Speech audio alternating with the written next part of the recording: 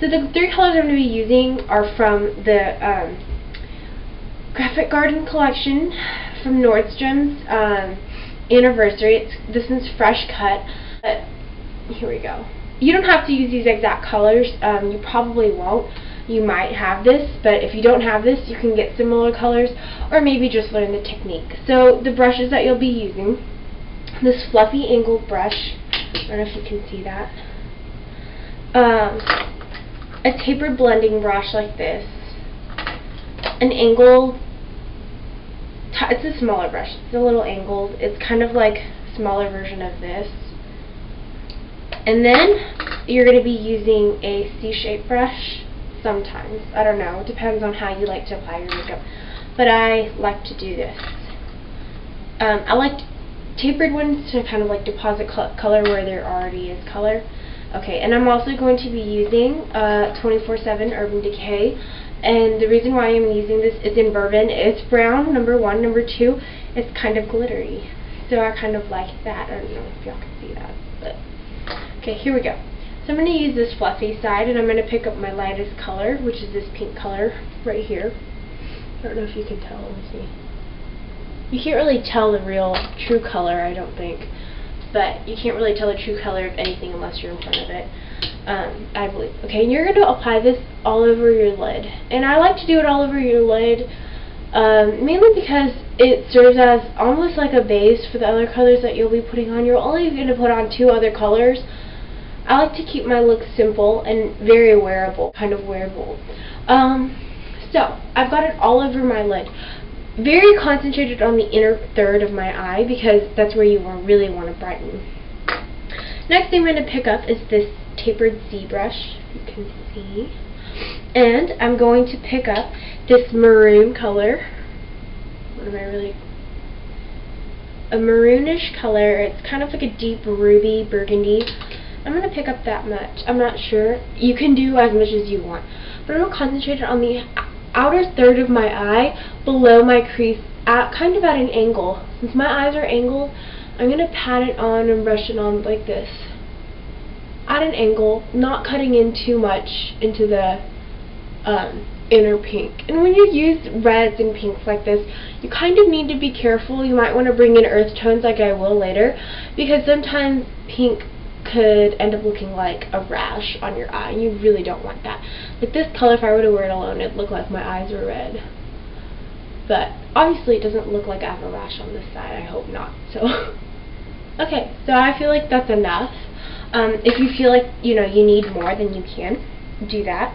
I'm gonna take this tapered blending brush and I'm just gonna kind of like clean it up a little bit. You could always go back and deposit more color later, which I will show you. And you could always use a fluffier brush. This is kind of like a blending brush. It's really big. And kind of clean up if there is any fallout or if you did make any mistakes. So kind of clean it up. Okay. I'm going to take this skinny, tapered, angled brush. And I'm going to lightly, just barely tap it in. This is a really pigmented, depends on how pigmented it is, but remember it is a dark color, so you want to work up into it.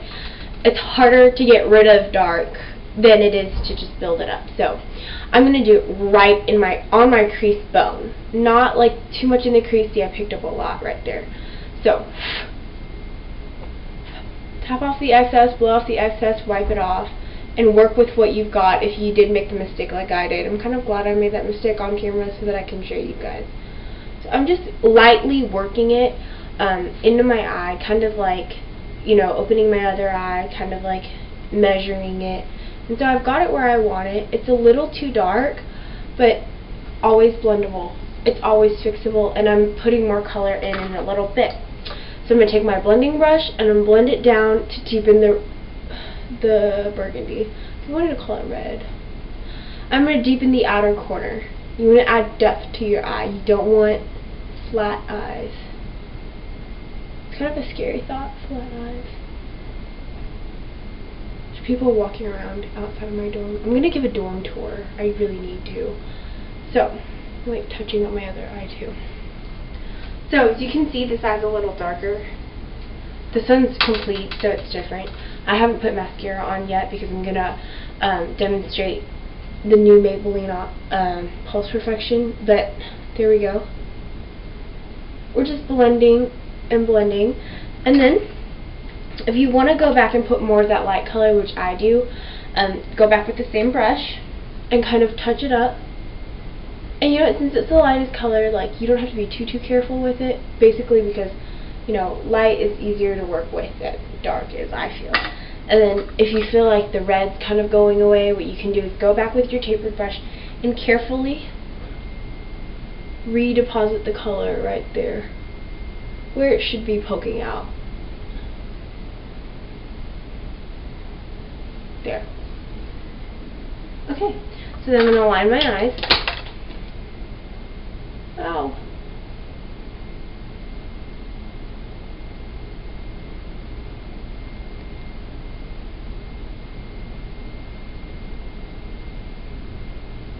Lining my eyes. Okay. Oops, okay. I'm going to curl my eyelashes like normal. I'm not going to do my trick, but if you do like to do that every single time, you can go ahead and do that. I'm not doing it because I didn't bring my blow dry to college. I'm trying to keep heat away from my hair. Okay.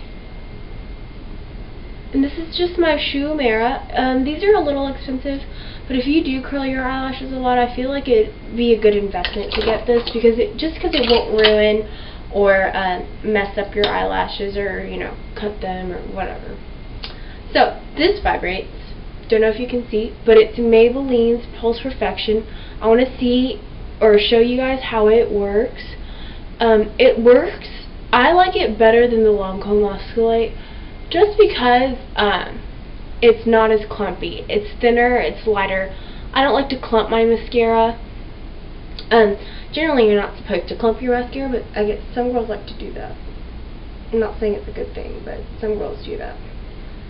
If you are one of those people, then, you know, you might want to try a different look, because clumping mascara isn't really good for your eyes either. Okay, so there. I'm only going to put on one coat, simply because I don't want this look to be too dramatic, just enough for nightlife, you know? You know what I mean?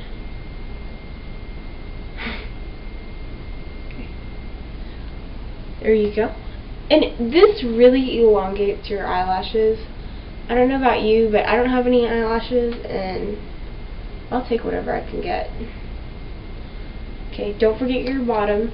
And if there's any mistakes or any whatever, you can go back with powder or just dust it off with a blending brush. Also, don't forget to highlight. I'm just going to use a regular powder. You could do this, your regular face powder, to highlight just lightly with a blending or a fluffy brush. Just very lightly, I'm highlighting my brow bone right here. And I like using my face makeup to highlight a lot of the time, basically because it's matte and it doesn't overwhelm the look if the look is already overwhelming. So, and for your lips, you should use a neutral pink, or whatever color you want. You know, who's to say? Maybe you have a lip routine that you really like, but I'm going to be using Fluster Rose by MAC, and it's a luster glass, and I really like it. It's pink and kind of muted. A very classic color, nothing too over the top, nothing too much. So, this is my look. I hope you guys enjoyed it. If there are any questions whatsoever, feel free to contact me, and I'll do my best to answer. There will be more videos coming up soon. I'm going to do a quick tour right after this, so stay tuned, and I'm going to be posting another video. See you guys soon. Bye.